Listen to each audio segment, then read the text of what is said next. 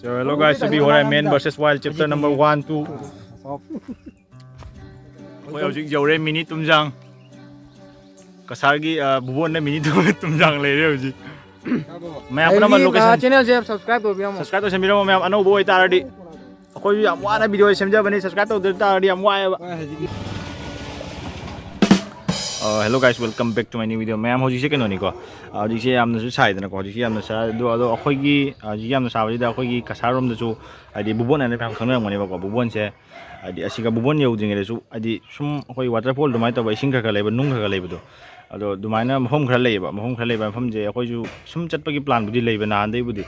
अदो चटपगी प्लान से अदो मैम ngasi जे आदि ngasi तारे को ngasi प्लान जे अखोइ थमे चलु जायना अदो हौजिक पुंग 10 मुतारे मैम चलु गे मफम दो को मैम यिंग ने मफम दो यौरगा काम फजि फजदे मैम हाबिरो को मफम दो येंगोस अकाउंट मीन सुदना करोड़ 10 कापसलबा अदुदा आइना होई मागी करोड़ अमा पिथोखरबा अदुगा युंग से खरा सेमजलगा नाना लेरगा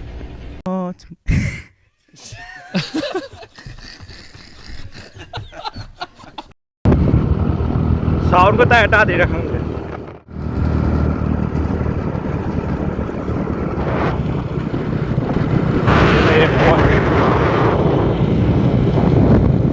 लेजर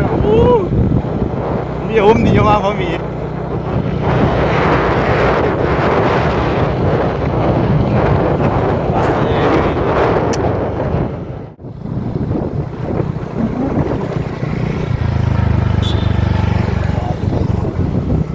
चलिए मैम चलिए अखोई हौजिक से कहीं से बोंद्राबोर्ड की गंगानगर तारगा लाख लंबी से मैम अखोई सोंदे चप नते अखोई स्ट्रेट लाखबनी बोंद्राबोर्ड की से हौजिक याम फजरे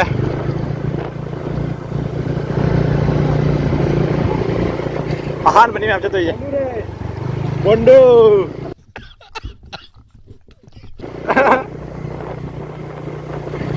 टाइम साइड तरगा होगी लेरे अमरघाट को अमरघाट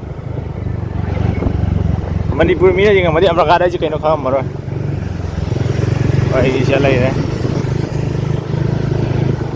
ओ फाइनली अमरघाट का लंगनी नमित ने आइ दिलो सिगा तारा जे मन माय से वाखरा हेरोन अनि जगह नहीं आधे ले रहा हूं पी दो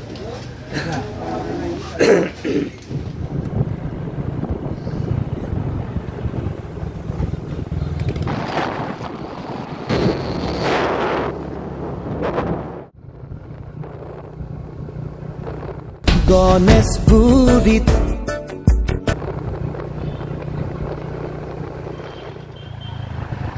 यौदोरे मैम शेगी राइट साइड आइजनी फाट लाउना आज व्यू जो फजै स्कूल जो लैसिदा से कनो इंग्लिश स्कूल नि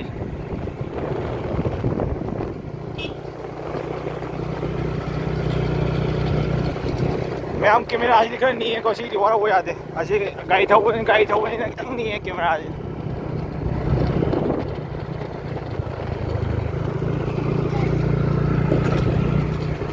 ओ भाई व्यू जी ओ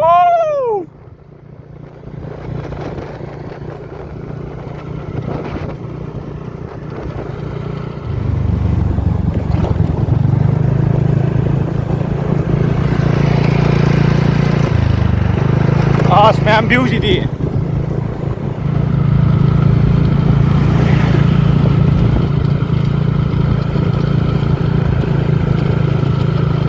आज फजरे नहीं रे कहीं आज व्यू जी को तोड़ के सब साना रहे हुई थी ले रे मैम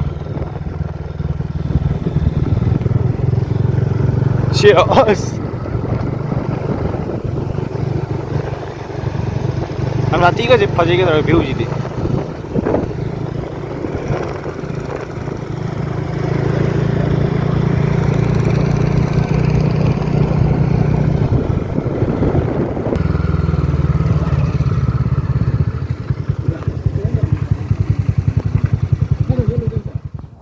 ये गाड़ी पार्किंग तो में ma'am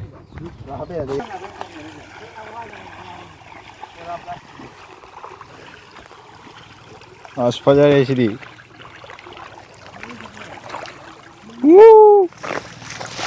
shi sumai chalo de direct makha je keno to ne long na hip ka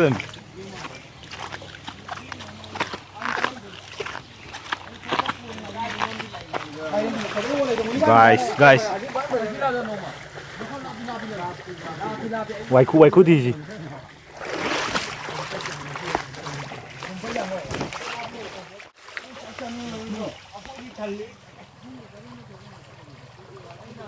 fazare mafam ji de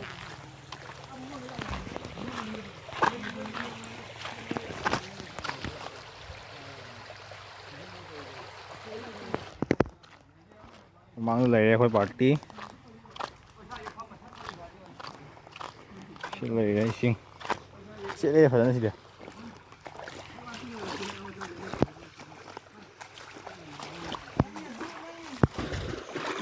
ngoài khu này đi phải là ôi lùi hết gì đi à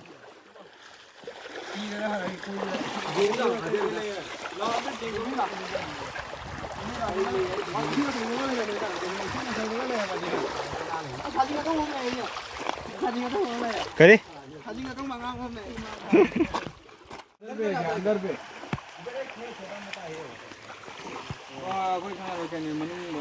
मनुंग तो उंग नहीं है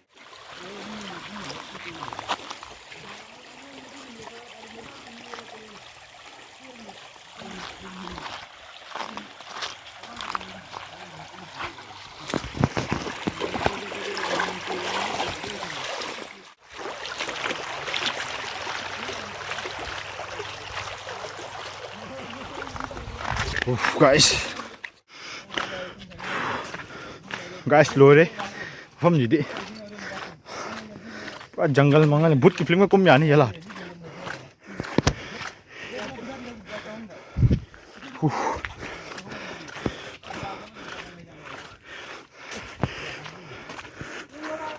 chấp vô nghèo vào cái đây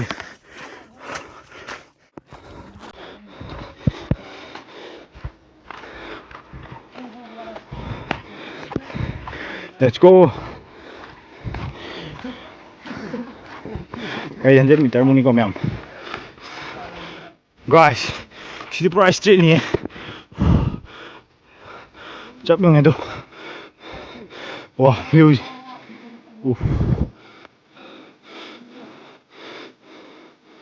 oh भाई guys पूरा मतों ने अभी ले सिगा दुकान ले रहे अदोइदी यामना आदि रेस्पेक्ट तो निगाई निको मैम सिगा काखल दुकान हम जी को सिगा दुकान ले रहे लेडी सोंदा व्यू अस्वाय है ओ मैम व्यू जे बस कमेंट तो बिरो मैम कसार लानिंग draw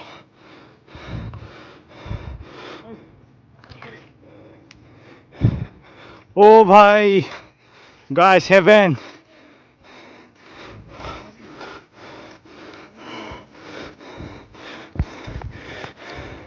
nhiều này mèo cái đó đi chưa cái kia tung răng lại đại tờ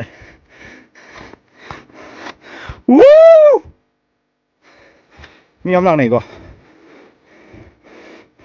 mèo qua đi quay hoàng ấy có chấp chung nghèo ạ có gì phối gì tôi chưa tung răng lại đại tờ không gì có gì second copy đại tờ tung răng phải đem vào không thì em Manipur cái làng mình bây giờ sẽ miền này quoi không chỉ là phải cả sáng cái buôn này đúng không anh quoi buôn baru ni sing ai cả đúng không anh chỉ là số ở đâu bây giờ tìm em đi làng này bao quoi ở đâu bây giờ tìm em làng này quoi à được số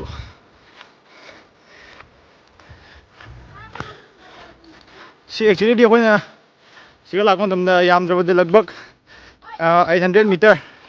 900 something yam phơi को ma'am view ya đúng chứ mà đi phơi को view siêu khơi mi méo chứ làm gì bảo khơi cả sao cái smile lấy bên nhau không gì có ada cumi méo mà làm nào đi भाई कहाँ से हो हम इधर का भाई ओ भाई आप लोग कहाँ से आए हम लोग तो बंद्रापुर से पंद्रापुर बंद्रापुर पता है ना मैंने सिनी मैम को अतोपा हाइदी अतोपा जाति जो मैम लांगनेबको अतोपा जाति लांगनबा से दुम अखोई सिदी अखोई की हाइदी अयाम मी प्रमोट कारक यायबा सिदी को मफम याम फजबा हाइतारेने आई वादी वाइको तक तो वाई हाइबदी यादे अखोई की कनोनी कसार की तुमजांग हाइतारे कसार की तुमजांग लाइट हाइतारे उफ येंगोने मैम व्यू जे वो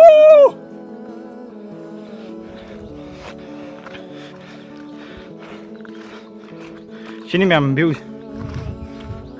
कई हुआ है दिन खंगे मैम व्यू ngau दिन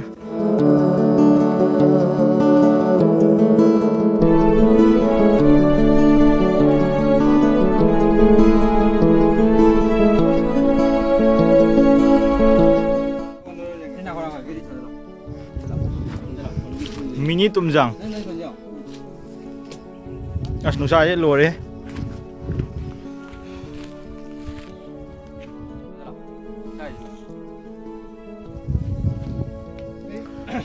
फजरे वेदर सिदे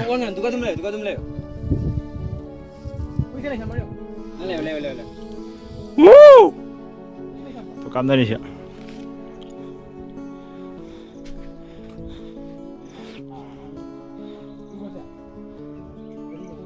अइना सांगत तो मांगले पूरा चिंग चला आई यस बहुत जा ये देखा नहीं गाड़ी मैम लव यू मैम तुमजांग मिनी तुमजांग मिनी तुमजांग दुबी हेलो गाइस कोई हौजिक जौरे मिनी तुमजांग कसार की बुबोन ने मिनी तुमजांग ले रहे हौजिक व्यू यंग ट्राई हो गए hello guys welcome back to the पिबा ब्लॉग मैम लाए हौजिक वो अखोय होजी मयामना सप्री पॉइंट है लाए होजी अखोय हौजिक सेफ्टी पॉइंट ओगेरा अखोय व्यू पॉइंट उरा लोने अखोय होजों दे व्यू पॉइंट बो से व्यू पॉइंट अखोय हौजिक मैम अमा लांगनरे नुसाजु सारे असमंदा आदसु मी लांगनरे गाइस आदा अतोबा जाति नि सिदि मैति नते Nothing beats a jet. बस इधर सामने याद रहेगा तो আমার ভাইরা আজ আমি আইছি এই যে মিনি কাশ্মীর বলে যে জায়গাটার নাম ভুবন পাহাড়ের ব্লগার ঠেঙ্গারে গাইস ভাইরা নজারাটা আর এই যে এখানে আশা করে কয়টা বন্ধু পাইছি বনতারাপুরের লাগে বন্ধু গেলাম মিনি কাশ্মীর ওরাও আইছে মিনি কাশ্মীরে দেখবার লাগিন তো ভাইরা তোরা দেখতেই পাচ্ছিস ভাই কেনান বেজান খুশি আছে পাহাড়ের উপরে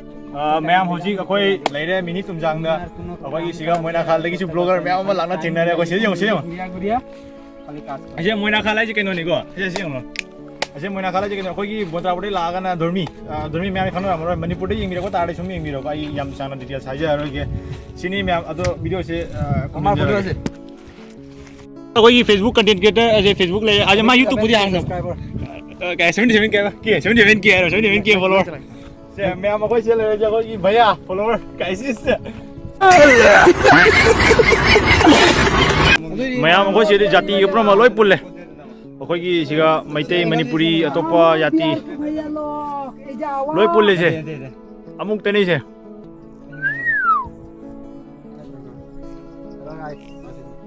हो आसाम को भैया लोग जल्दी आओ मिनी कश्मीर में So hello guys, अभी हो रहा है Man vs Wild chapter number 1 2 मैं अपना मन लोकेशन चैनल से सब्सक्राइब कर बिया सब्सक्राइब तो सेमिरो मैं अनो बोय तारडी अखोय याम वाना वीडियो सेमजा बने सब्सक्राइब तो दे तारडी याम वाय मैं याम लोकेशन दी हाइजा रोगे ममांग साय दुनिया बुबोन निको लोकेशन जे सुम खंगनरा मनी कसार दे याम बला को मी कसार दे येंग बोय तारडी को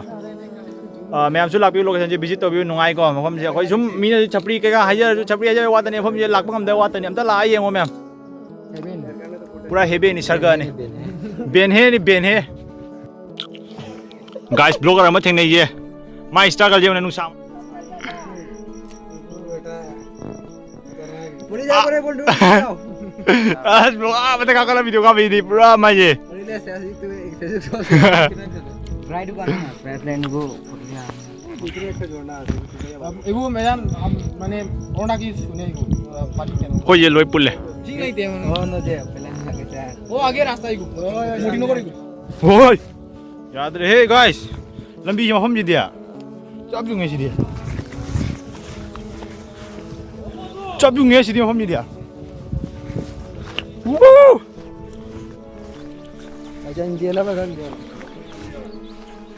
ꯀꯩꯒ ꯊꯣꯛꯂꯛꯇꯅꯀꯣ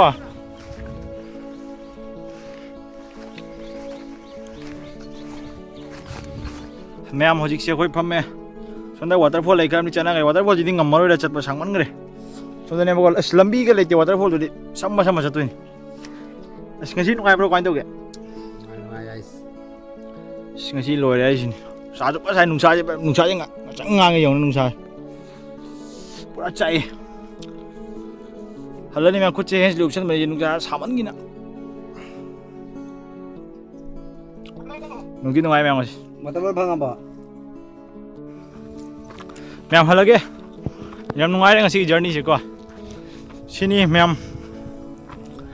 ꯗꯤꯇꯦꯜꯁꯇꯤ ꯑꯗꯨꯝ ꯈꯪꯉꯝꯃꯅꯤꯀꯣ ꯃꯌꯥꯝ ꯃꯐꯝꯁꯤ ꯑꯗꯨꯝ ꯅꯨꯡꯗꯤ ꯅꯨꯡꯉꯥꯏꯀꯣ ꯅꯨꯡꯉꯥꯏ ꯍꯥꯏꯗꯤ ꯅꯨꯡꯉꯥꯏ ꯍꯥꯏꯕꯕꯨꯗꯤ ꯐꯠꯇꯦ ꯆꯠꯄꯅꯤ ꯑꯗꯨꯝ ꯃꯐꯝꯁꯤ ꯏꯪꯉꯦꯕꯀꯣ ꯍꯥꯏꯗꯤ ꯅꯨꯡꯁꯥꯒꯨꯝꯕ ꯁꯥꯗ꯭ꯔꯒꯗꯤ ꯌꯥꯝꯅ ꯏꯪꯕ ꯃꯐꯝꯅꯦꯕꯀꯣ ꯑꯗꯣ ꯃꯌꯥꯝ ꯄꯨꯝꯅꯃꯛ ꯂꯥꯛꯄꯤꯌꯨ ꯂꯣꯀꯦꯁꯟꯁꯦ ꯀꯩꯅꯣꯅꯦ ꯕꯣꯟꯇ꯭ꯔꯥꯄꯨꯔꯗꯒꯤ ꯁ꯭ꯇ꯭ꯔꯦꯠ ꯆꯨꯝꯅ ꯍꯥꯏꯒꯠꯂꯒꯀꯣ ꯆꯨꯝꯅ ꯍꯥꯏꯒꯠꯂꯒ ꯕꯨꯕꯣꯟ ꯆꯠꯐꯝꯒꯤ ꯀ꯭ꯔꯤꯁꯅꯄꯨꯔ ꯂꯝꯕꯤꯗꯣ ꯑꯗꯨꯒ ꯂꯥꯛꯑꯒ ꯑꯗꯨꯝ ꯐꯪꯒꯅꯤ ꯕꯨꯕꯣꯟ ꯌꯧꯗ꯭ꯔꯤꯉꯩꯗꯅꯦꯕꯀꯣ ꯃꯌꯥꯝ ꯂꯥꯛꯄꯤꯌꯨ ꯃꯌꯥꯝ ꯚꯤꯖꯤꯠ ꯇꯧꯕꯤꯌꯨ ꯌꯥꯝ ꯅꯨꯡꯉꯥꯏꯕ ꯃꯐꯝꯁꯦꯀꯣ ꯌꯦꯡꯃꯤꯟꯅꯁꯤ ꯃꯌꯥꯝ ꯚꯤꯗꯤꯑꯣꯁꯦ ꯂꯣꯏꯕ ꯐꯥꯎ ꯒꯥꯏꯁ ꯄꯨꯔꯥ ꯃꯊꯛꯇꯅꯤ ꯋꯥꯡꯉꯤꯁꯦ ꯚꯥꯏ ꯃꯌꯥꯝ ꯐꯖ ꯋꯥꯏꯑꯦ ꯄꯨꯔꯥ ꯋꯥꯡꯉꯦ ꯍꯥꯏꯁꯦ ꯆꯞ ꯉꯝꯃꯦ ꯍꯥꯏꯇꯥꯔꯦ ꯌꯦꯡꯉꯣꯁꯦ ꯑꯗꯨꯗꯤ ꯑꯥꯗꯁꯨ ꯚ꯭ꯌꯨ ꯂꯩꯔꯦ ꯃꯌꯥꯝꯁꯤ ꯀꯨꯝꯃꯁꯤꯀꯣ ꯍꯧꯖꯤꯛ ꯀꯨꯝꯗꯣꯏꯅꯤꯁꯦ ꯆꯞ ꯌꯨꯡꯉꯦꯀꯣ ꯉꯁꯥꯏ ꯀꯥꯔꯛꯄꯗꯨꯅꯤꯀꯣ ꯃꯌꯥꯝꯁꯦ ꯑꯗꯨꯅ ꯁꯤꯒꯤ ꯚ꯭ꯌꯨꯗꯣ ꯂꯩꯔꯦ ꯉꯁꯥꯏꯒꯤ ꯑꯩꯈꯣꯏꯅ ꯂꯥꯛꯄ ꯃꯇꯝꯗ ꯌꯦꯡꯕ ꯃꯇꯝꯗꯀꯣ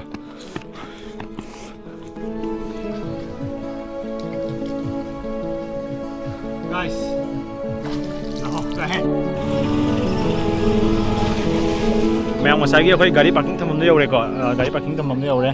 ꯑꯗꯣ ꯃꯌꯥꯝ ꯍꯧꯖꯤꯛ ꯍꯜꯂꯅꯤꯀꯣ ꯚꯤꯗꯤꯑꯣꯁꯦ ꯂꯣꯏꯁꯤꯜꯂꯅꯤ ꯃꯌꯥꯝ ꯇꯨꯄꯤꯁꯦ ꯎꯞꯄꯦꯀꯣ ꯍꯣꯔꯧ ꯌꯥꯗꯦꯀꯣ ꯏꯁꯥ ꯁꯥꯃꯟꯗꯅ ꯇꯨꯄꯤꯁꯦ ꯎꯞꯄꯦ ꯁꯤꯅꯤ ꯃꯌꯥꯝ ꯉꯁꯤ ꯚꯤꯗꯤꯑꯣ ꯁꯨꯃꯥꯏꯅ ꯇꯧꯅ ꯂꯣꯏꯁꯤꯟꯖꯔꯒꯦ ꯑꯗꯣ ꯃꯌꯥꯝ ꯉꯁꯤ ꯚꯤꯗꯤꯑꯣꯁꯦ ꯅꯨꯡꯉꯥꯏꯕꯤ ꯇꯥꯔꯒꯗꯤ ꯂꯥꯏꯛ ꯁꯤꯌꯔ ꯁꯕꯁꯀ꯭ꯔꯥꯏꯕ ꯇꯧꯁꯟꯕꯤꯔꯝꯃꯣ ꯑꯗꯨꯒ ꯃꯌꯥꯝ ꯚꯤꯗꯤꯑꯣꯁꯤꯕꯨ ꯅꯧꯅ ꯆꯪꯕꯤꯔꯛꯄ ꯏꯆꯤꯜ ꯏꯅꯥꯎꯁꯤꯡ ꯌꯥꯎꯔꯒꯗꯤ ꯁꯕꯁꯀ꯭ꯔꯥꯏꯕ ꯇꯧꯁꯟꯕꯤꯔꯝꯃꯣ ꯑꯃꯁꯨꯡ ꯑꯩ ꯆꯦꯅꯦꯜꯁꯤꯕꯨ ꯕꯦꯜ ꯑꯥꯏꯀꯟ ꯇꯧꯗꯨꯅ ꯊꯝꯕꯤꯔꯝꯃꯣ ꯃꯊꯪ ꯚꯤꯗꯤꯑꯣꯒꯤꯗꯃꯛꯇ ꯑꯗꯨꯗꯤ ꯃꯌꯥꯝ ꯉꯁꯤꯒꯤ ꯃꯇꯥꯡ ꯁ꯭ꯋꯥꯏꯗ ꯀꯥꯏꯅꯔꯁꯤ